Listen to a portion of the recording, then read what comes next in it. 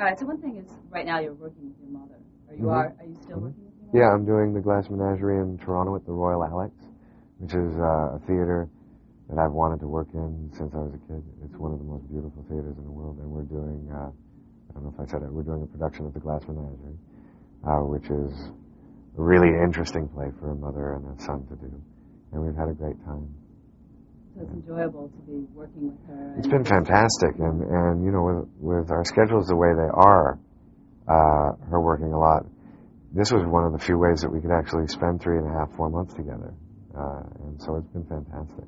Now, there was something that your mother actually was kind of wild as she was growing up, but there was like... She wasn't necessarily wild, she was very politically active. Politically active. Yeah. So do you think you take after her in that respect at all? Or what do you think? We share very similar political ideals, but no, she organized. She was out there in the trenches. I mean, after the Watts riots in Los Angeles, she organized breakfast programs for the Black Panther Party to try and help feed children that were living in the ghetto and get them fed before they went to school.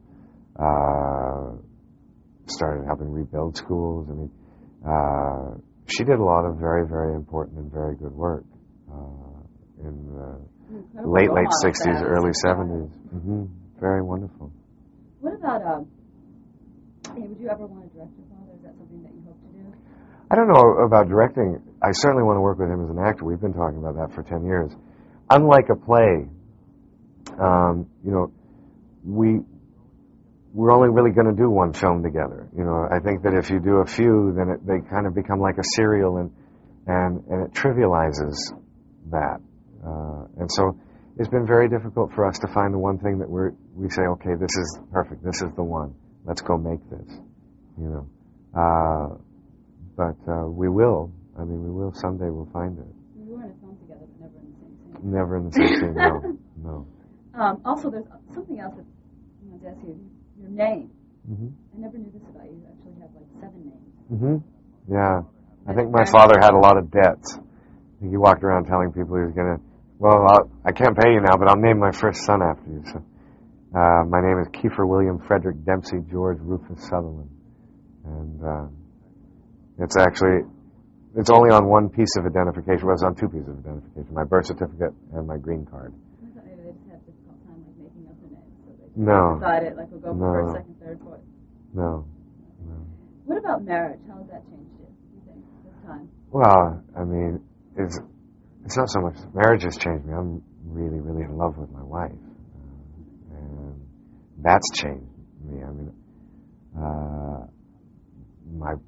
my life, not work or anything, but my life,